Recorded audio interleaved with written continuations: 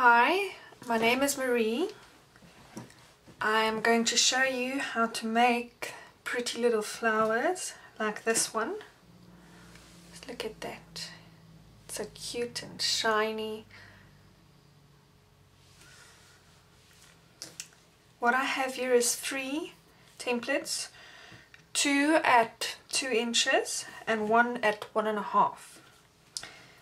What I'll do first is ink it up with my distress ink. This is Wild Honey. I use a makeup sponge,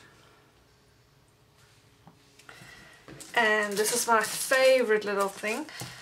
Instead of the Ranger ink matte they have, especially for inking and stuff, what I did is just, this is the baking paper that I wrap around a cutting mat, you can see there. This is just an old busted up and used one full of old paint and stuff, and then I just wrap it 3 or 4 times and adhere it with some sellotape, and voila, I've got my own little inking mat, or whatever you want to call it. So next up, dab my sponge in the ink, get rid of most of the excess, and then using a round motion I distress my edges slightly. This just gives it a little bit of a definition if you compare it to the other one. Just makes it stand out a bit more. So I'm just going to repeat, dab a little ink, rub off the excess and all around the edges.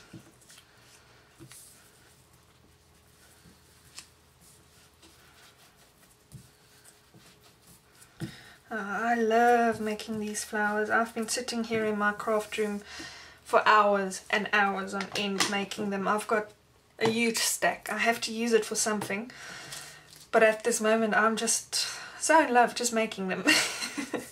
So yeah. Okay, next up I'm going to show you how to shape them, and this is so easy. It's ridiculous, to be quite honest. Okay, so what you need is a tweezer. I've seen people use paper clips, that they just use the long, you basically need a straight tip. This would probably have been better if it was straighter, but it's what I have and it works wonderfully for me. So what you're going to do is grip your piece of your paper flower die cut like that. Position your thumb on the bottom part, on the top of the bottom of the petal, and your point finger, whatever you call it. You have to forgive me, English is not my first language, so I'm improvising as I go. Okay, so then that finger goes at the bottom and it basically twists the paper up, and that one takes it down. So as you can see, it's just a twisting motion, and you twist it with the other hand with your tweezer. Then you let go, and look at that beautiful curl. That's just so pretty. Now you're just going to repeat that. I'll show it to you again. Put my thumb at the bottom, my pointy finger at there, and then I twist and turn. Be careful when you do this, you might tear your paper, although it hasn't happened to me yet. I'm sure it might one day. But yeah, just repeat. This is so easy, and the results are absolutely beautiful. Okay, and I'm just going to repeat.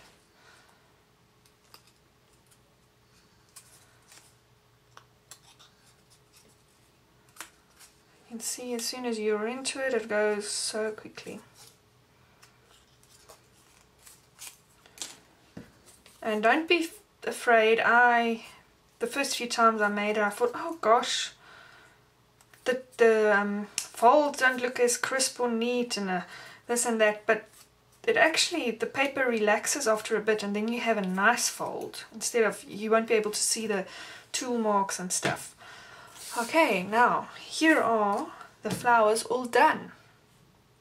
As they are, I mean, I don't know, I've had a few that I actually just threaded.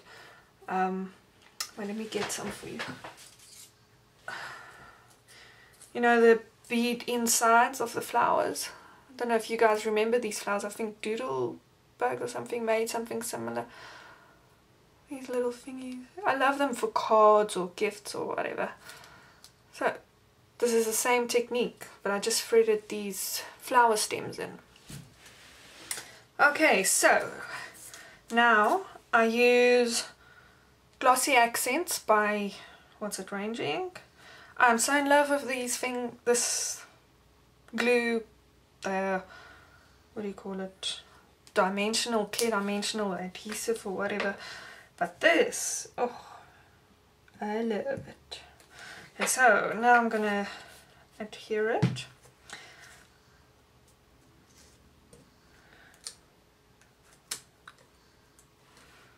Just look at that, they look so pretty.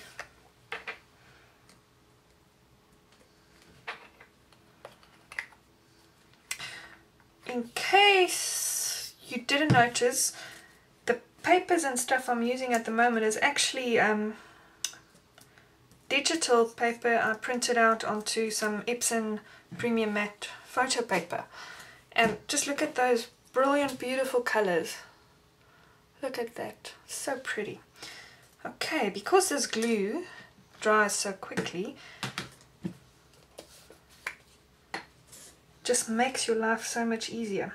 So now I use the same glue and just dab the edges randomly.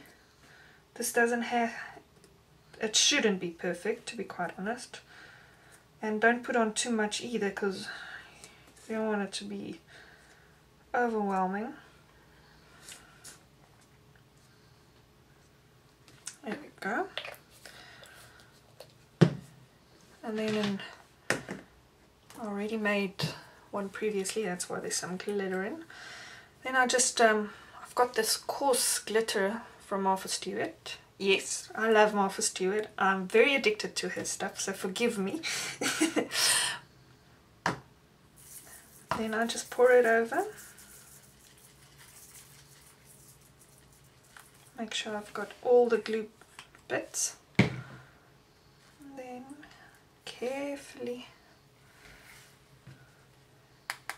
dab off the excess. And look at that! It's so pretty. Now the last thing, I just add a gemstone to the center. As easy as that. Now I should just get it off my finger. Why it gets stuck to me, I don't know.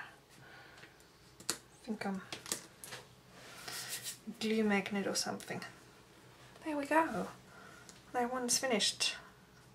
This one I added a little inner one, but to go out honest, I mean, look at that. You don't really need all the extra layers. You can get away with just 3. Just, oh.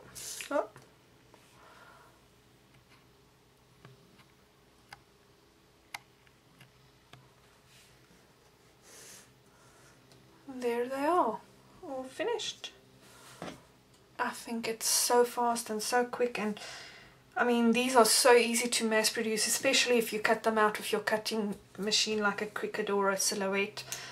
It literally takes seconds to make this, and I mean you can add beautiful accents like the glitter or the ink, or you don't even need to. Or another favorite of mine is the glimmer mists, and it's so easy. I mean, you want to see, I made a whole bunch of them with my